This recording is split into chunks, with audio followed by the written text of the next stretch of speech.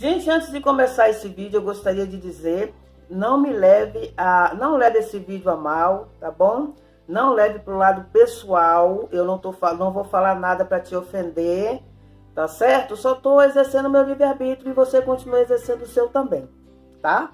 Eu vou falar nesse vídeo só os dois principais motivos que me fizeram sair do cristianismo, certo? Mas tem outros, não são só esses, tá bom? O primeiro foi o seguinte: uma certa feita eu vi um vídeo onde alguém falava que o filho do Criador não deve ser adorado, que é idolatria, que a adoração é só para o Criador, o Pai, tá bom?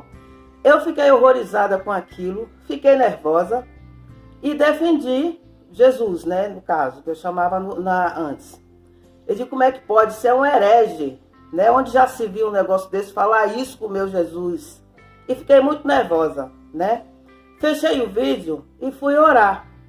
Eu tenho o hábito de, quando eu vou ler a Bíblia, às vezes eu abro a Bíblia de maneira aleatória, né? E eu comecei há pouco tempo a ler a Bíblia. Eu não sei onde estão as coisas, sabe, gente? Eu tenho uma péssima memória. Então, eu não sabia. E nesse tempo, foi pior ainda, porque eu estava começando. Então, eu não sabia onde estava escrito nada. E eu continuo sem saber. Eu marco no papelzinho e ponho lá dentro da Bíblia no dia que eu precisar. Porque eu sei que, se depender de eu procurar, eu não lembro mais, entendeu? Abri a Bíblia de maneira aleatória. E eu achei interessante, porque eu abri exatamente onde falava sobre idolatria, né? Eu lembro que eu dei uma risada e achei engraçado. Eu digo, acabo de ver um vídeo, o cara falando de idolatria, e eu abro a Bíblia em cima. Mas tudo bem, para mim era só uma coincidência, né? Fui lendo ali, terminei, fechei a Bíblia, fiz a minha oração, acabou. No outro dia, eu abri de novo, de maneira aleatória. E aí lá vem de novo a mensagem sobre idolatria. Aí eu comecei a ficar com uma pulga atrás da orelha, né? E aí eu comecei a ficar apreensiva. Li a passagem, não lembro onde que foi, e fiz as minhas orações, fechei a Bíblia e acabou. Mas aquilo não saía da minha mente, sabe? Ficou aquela pulguinha atrás da orelha. Eu digo, caramba, fiquei uns 3 dias assim. Aí eu peguei e resolvi fazer um propósito com Deus. É propósito que chama? Bom, como eu ia falando, eu resolvi fazer um propósito com Deus, porque eu queria saber a verdade. Eu comecei a ficar meio, né, maluca com aquilo. E aí eu fiz no meu coração, sem falar. Quando eu gosto de fazer esse tipo de propósito com Deus, eu gosto de falar só na minha mente, entre eu e ele, para que tenha certeza que ninguém está ouvindo. É só entre eu e ele, né? Eu digo, Pai querido, por favor, eu tenho 2 Bíblias, eu fiz esse desafio lá, esse propósito, no meu trabalho. Eu tinha uma Bíblia lá e a outra na minha casa, né? Eu digo, eu quero saber isso, se é verdade. Então, quando eu chegar lá em casa, eu vou abrir aquela Bíblia, que é uma Bíblia que eu praticamente não uso, porque a tradução dela é muito ruim, eu não entendo bem. Então, ela não tem marcação, ela não está marcada, ela era muito novinha nessa época. E eu falei assim, eu lembro que eu falei assim para o Criador: eu quero chegar na minha casa, eu vou abrir de maneira aleatória. E se isso for verdade mesmo, que é idolatria, que a gente não deve adorar Jesus, eu gostaria de abrir naquela passagem que eu não faço a menor ideia de onde que está, que fala sobre os ídolos, né? Que tem boca, mas não fala, que tem olhos, mas não vê, e semelhantes são aqueles que... Os irmãos sabem, né? Irmãos, como eu não sei onde que está até hoje, está marcado, mas eu não lembro, é só ir lá no Google, tá? Você chega lá no Google, quem quiser saber, que também tem uma péssima memória como eu, e o Google te diz onde que está essas passagens. Não tem uma só, acho que tem vários lugares que falam sobre isso. Aí tudo bem. Aí quando eu cheguei em casa, foi num sábado, se eu não me engano. Eu dobrei os meus joelhos, peguei a minha Bíblia e fiquei olhando por um tempo com medo de abrir, sabe? E depois eu abri, fechei os olhos e abri a Bíblia com os olhos fechados. E adivinha onde foi que eu abri? Isso mesmo, eu abri lá onde falava sobre os ídolos. E aí eu perdi o chão, sabe?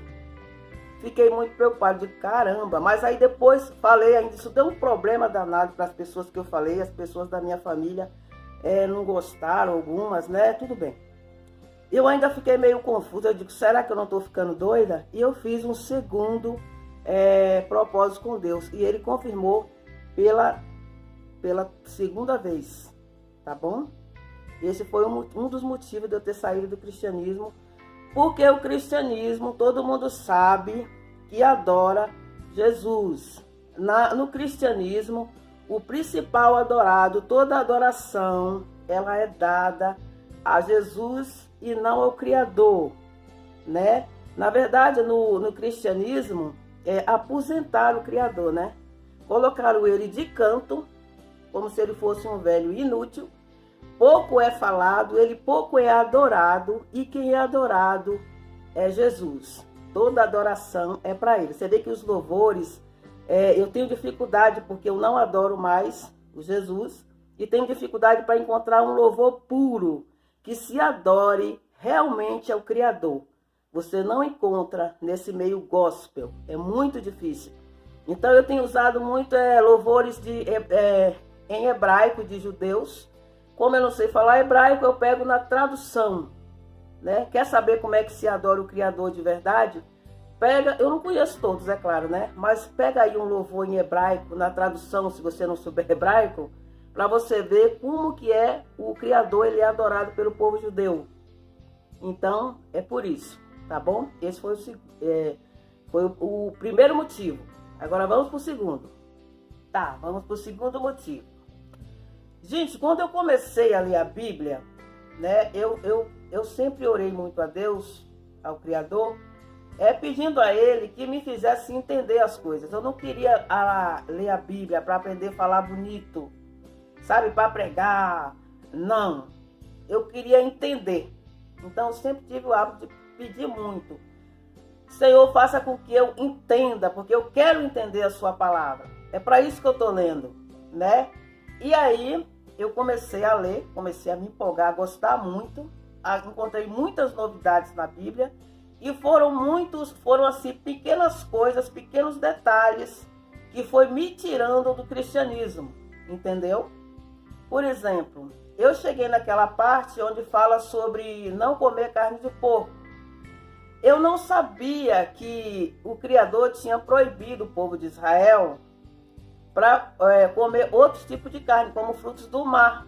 E eu não sabia também o motivo que ele tinha dito que não era para comer a carne de porco. E me chamou muita atenção aquilo, né? Outra coisa que me chamou a atenção foi um bolo de passa. Eu não sei onde que está escrito, mas eu entendi que era um bolo de passa que eles faziam em festas pagãs, né? De paganismo. E eu digo, caramba, o que é o bolo de passa?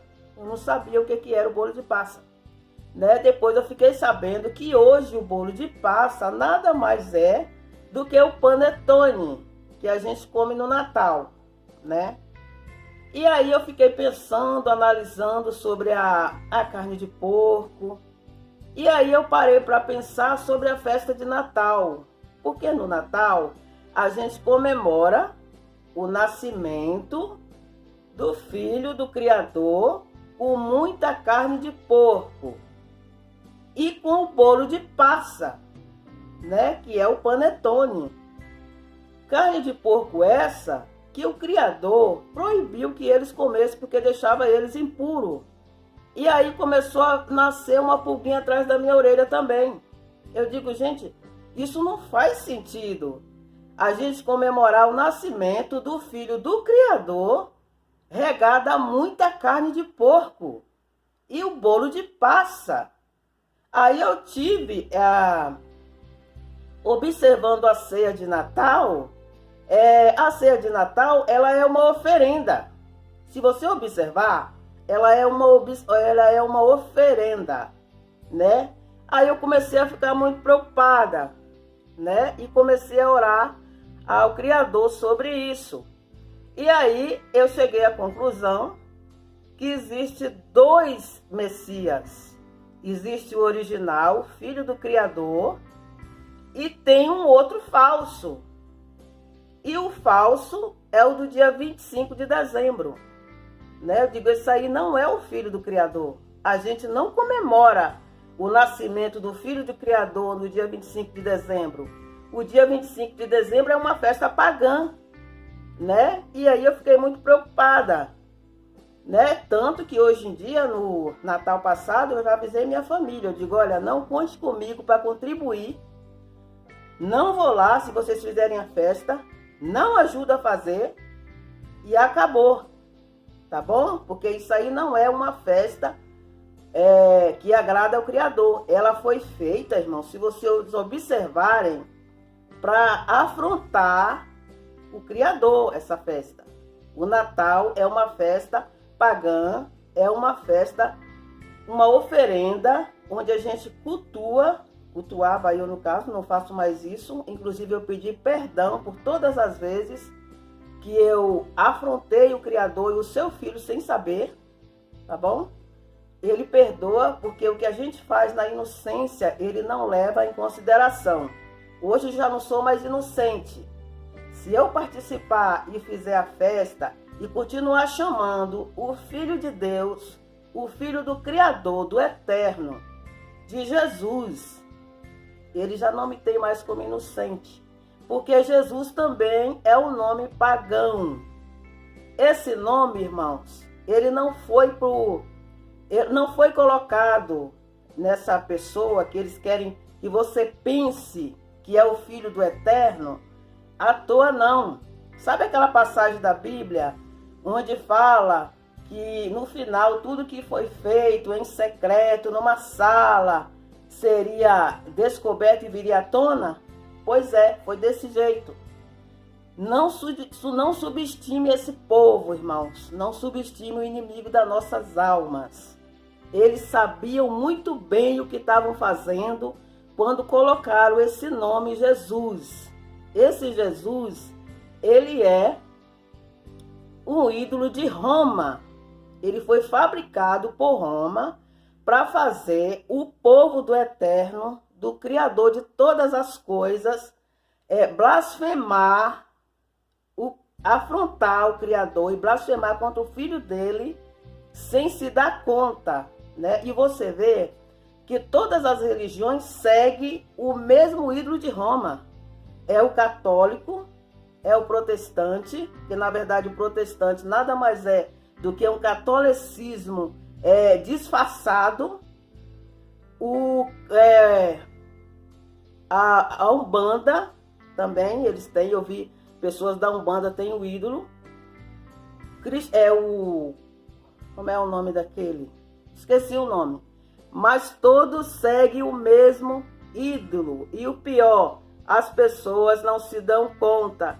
E aquelas pessoas que ouvem, muitos por orgulho, irmão, não entra no seu quarto, não vai orar, não vai pedir ao Eterno para saber se é verdade, já vai dizendo que é anátema, já vai dizendo que nos finais dos tempos ia ter outro.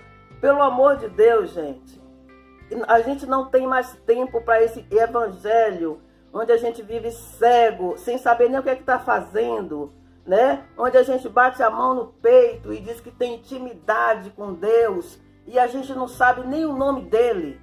Pelo amor de Deus, eu tenho intimidade com Deus, eu tenho intimidade com o Filho de Deus, e não sabe o nome, gente.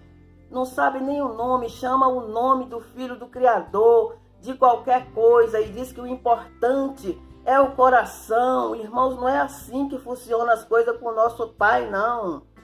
Ele é o Criador de todas as coisas, ele é o nosso Deus.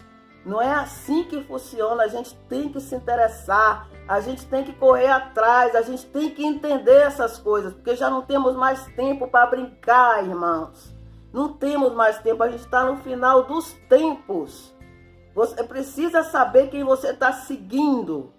E é o seguinte, não vai acreditando no que eu estou falando, sabe? Vai orar, vai buscar, peça a Deus sinais, Senhor. Não acreditou na primeira, ainda ficou confuso? Pede a segunda, que Ele vai te mostrar a verdade. Ele, mais do que ninguém, quer que você saiba a verdade. E eu falo isso não é só para os evangélicos, não. É para você, irmão espírita. É você, irmão da Umbanda, da Quimbanda, de todas as religiões. Não temos mais tempo para brincar, não, irmãos. Sabe? Se preocupem aonde você está metido. Veja se você está no lugar certo. Pergunta ao Criador. Ele te fez, irmão. Ele te ama. Ele sabe o que é bom para você. Tá bom? Não é porque você gosta da sua religião que você tenha que ficar lá. Pergunta ao Eterno. Pergunta para ele. Ele sabe o que é bom para você. Você não sabe de nada. Ele te criou. Ele sabe o que é melhor para você, tá bom? Ore, busque, jejue. Tenha a humildade de perguntar, de se curvar diante do Pai e perguntar para Ele. Ele é Pai, Ele é amor, Ele é bondoso, Ele é generoso. Ele quer você no caminho certo. Ele não quer ver você dando cabeçada por aí, sem saber nem quem é que você está seguindo. Tá bom? Pelo amor de Deus.